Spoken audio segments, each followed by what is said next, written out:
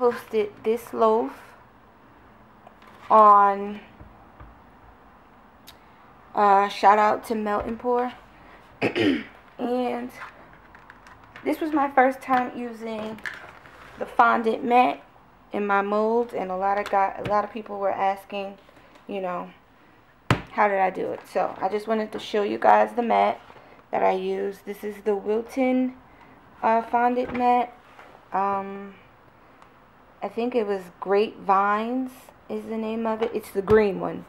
And I just cut it to fit inside my mold, and then, you know, I used it like that. But I was pretty pleased with it because it came out really, really pretty. Actually, it came out better than I imagined it would. So I'm going to show you a little bit of it. See that? I just love all of that definition. That is so gorgeous to me. It's just so pretty. So anyway, the other thing I wanted to, okay, first before I get into that, let me just show you. Here's my mold, and I just set the fondant mat in there the long way, made sure that it was even on both sides, and made sure that it got all the way down into the corners, and then I just poured my soap like that. And then when you pull it out, of course you have to pull the suction sides, but then it just lifts right out, and then you peel the mat off of the soap. The second thing I want to talk about is my frosting. Now, I am by no means a frosting expert. I have been having problems with my frosting for quite some time. This is only the third loaf that I've piped. Let me go get another bar like that.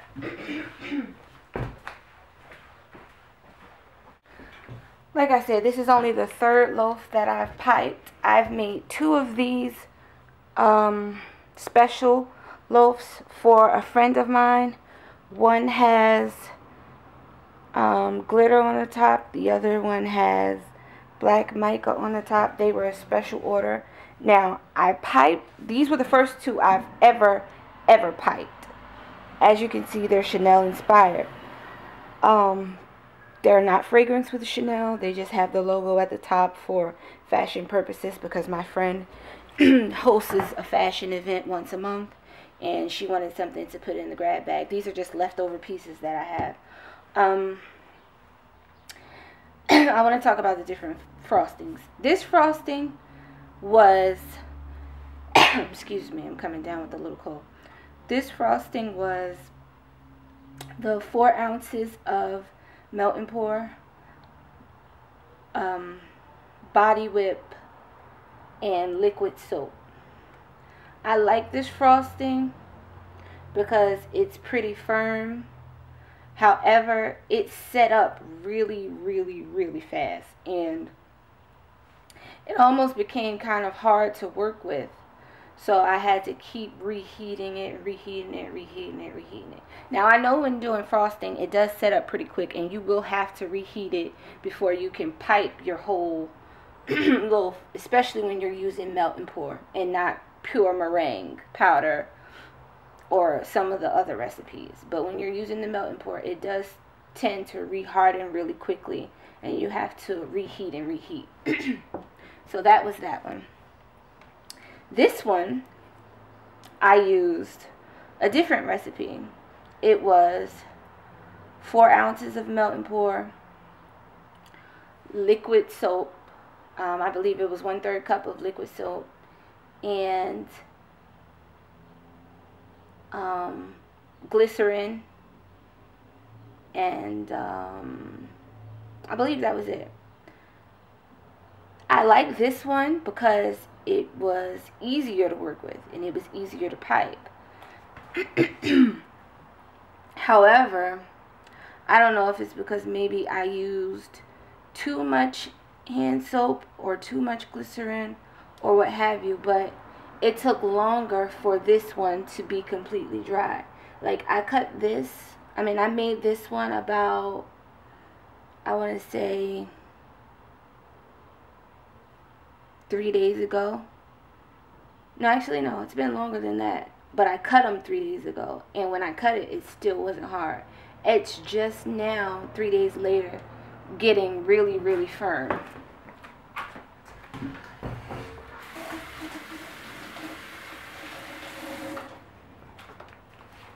However,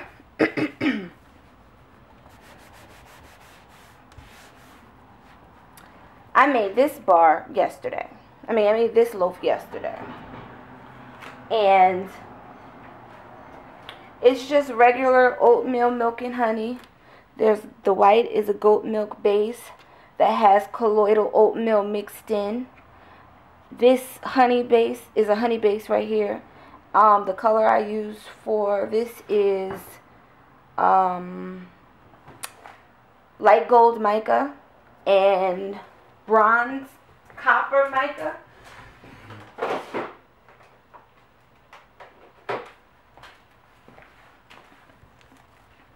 I used a little light gold mica.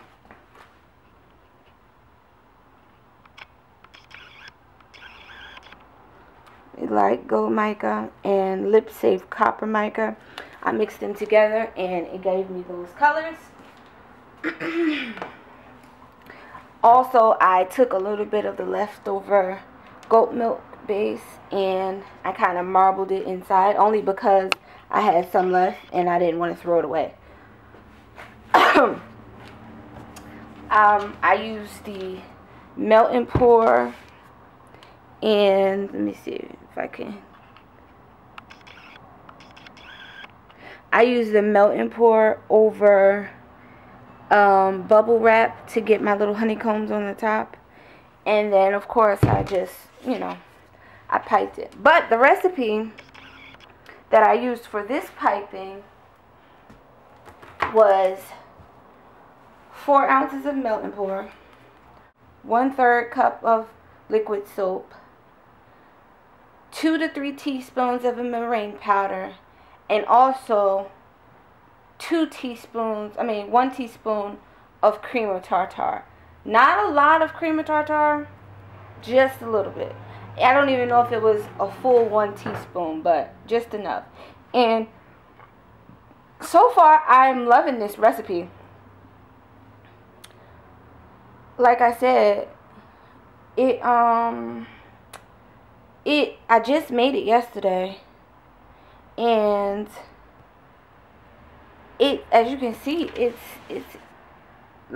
extremely hard. Like, it literally hasn't even been 24 hours, and I can push into it and it doesn't leave its shape. Like, it's extremely hard.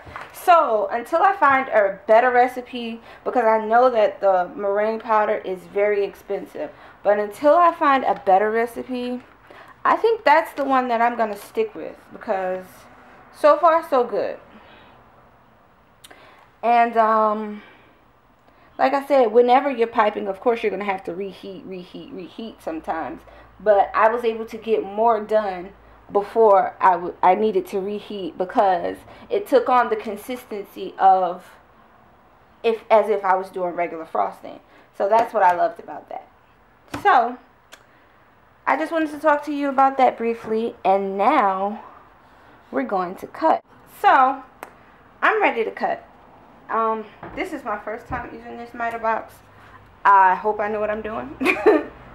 So let's see. I'm going to be using my flat blade cutter, and I don't know. I hope this works, because like I said, I've never used this miter box before, and I'm really not sure what I'm supposed to do. So let's just see.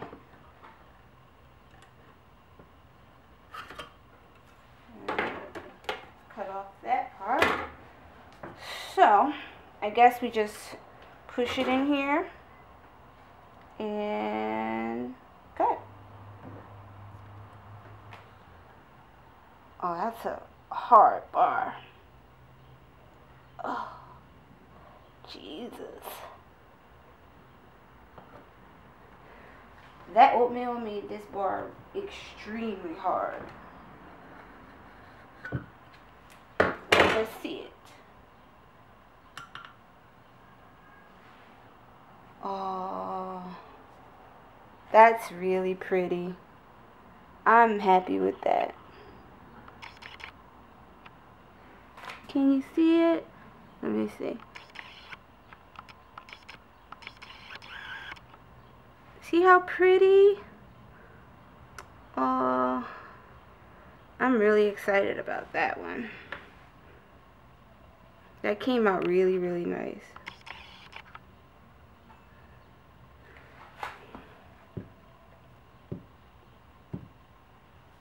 Okay, so it doesn't...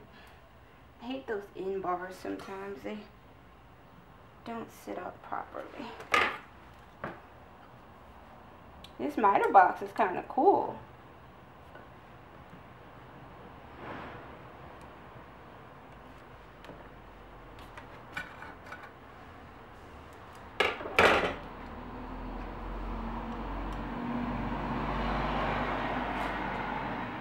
That came out so cool. I have a gap in my frosting there. But it still came out pretty. I love the swirling right there.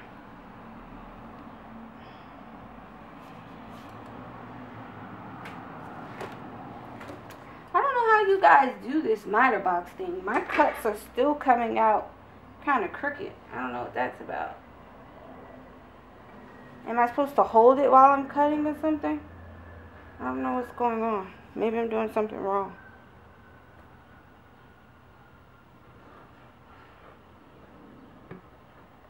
If anybody has tips on cutting with this miter box, please share, because my bars still aren't even. I don't know what's going on.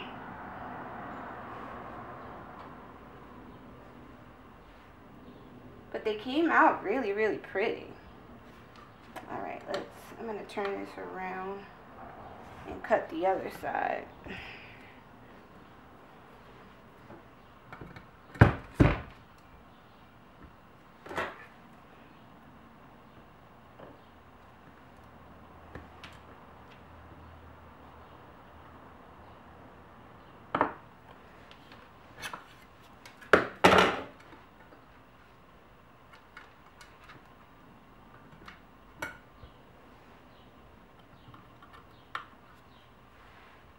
Oh yeah, that's really pretty.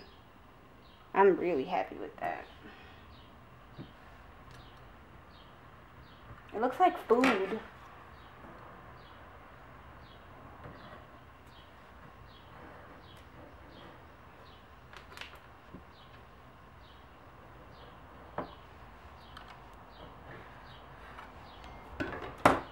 How do you get this? I'm having so many issues with this miter box thing. I mean, it's good for cutting, but my bars still aren't straight. I don't understand that, but here's the soap. It's really, really pretty. I am so pleased with that. Let me get some wax paper.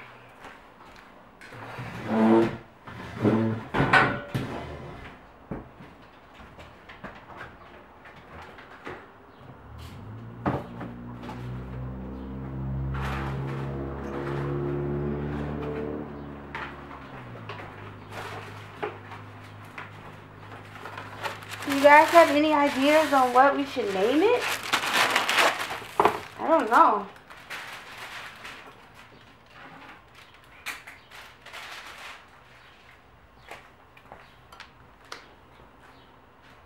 Maybe honeybee or honeycombs or queen bee or something like that. Or maybe should we just leave it oatmeal milk and honey?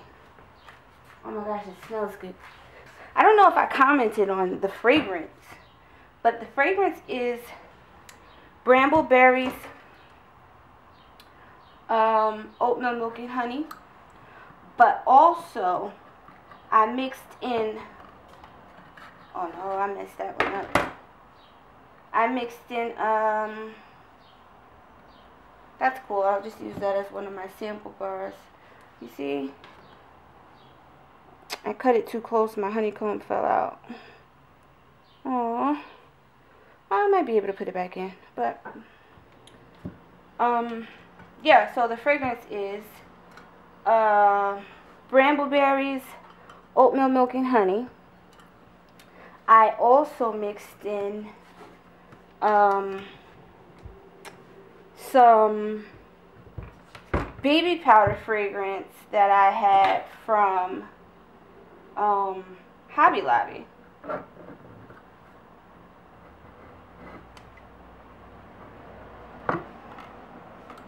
So that's in there too. And it really smells nice and clean. That's why I like it.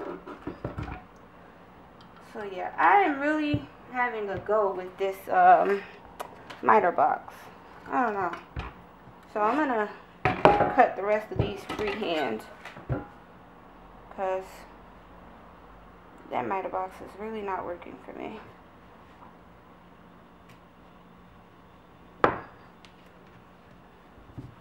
Now my bars are going to be uneven. Oh, sucks, but oh well, what can you do? So I'll just sell some of them in bigger bars.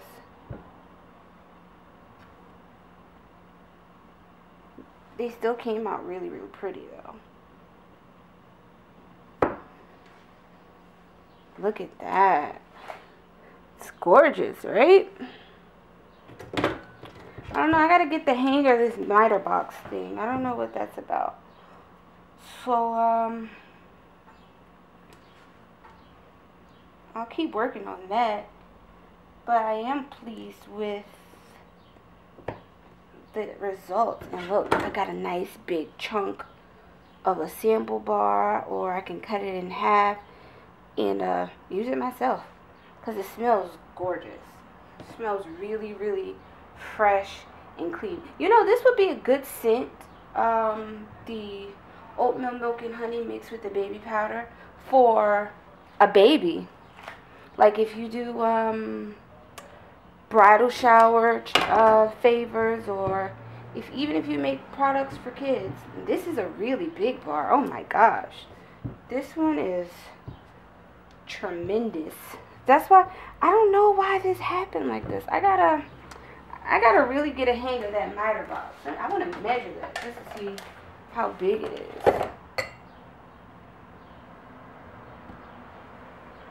That is an 8.9 pound bar. That's just ridiculous. I'm gonna have to cut this in half. I mean, I could sell it like that, but then, you know, that would be like a $10 bar of soap. So I don't know. I'm gonna end up cutting that one in half. But here we are with oatmeal milk and honey and all my mixed size bars, because I haven't gotten the hang of my miter box yet. But they're all pretty much roughly the same instead of like a couple. So it's not really bad. I just, maybe since I have the miter box now, I'll go back to marking my molds so that I get an even number of bars. But oh my gosh, they're so pretty. I'm really in love with them. Like, they're gorgeous.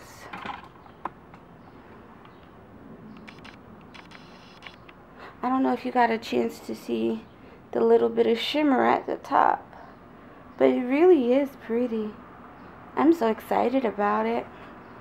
Thank you guys for joining me. And if you were one of the people that were wondering about the fondant mat, I hope you try it, and I'd love to see your results. Alright guys, see you soon.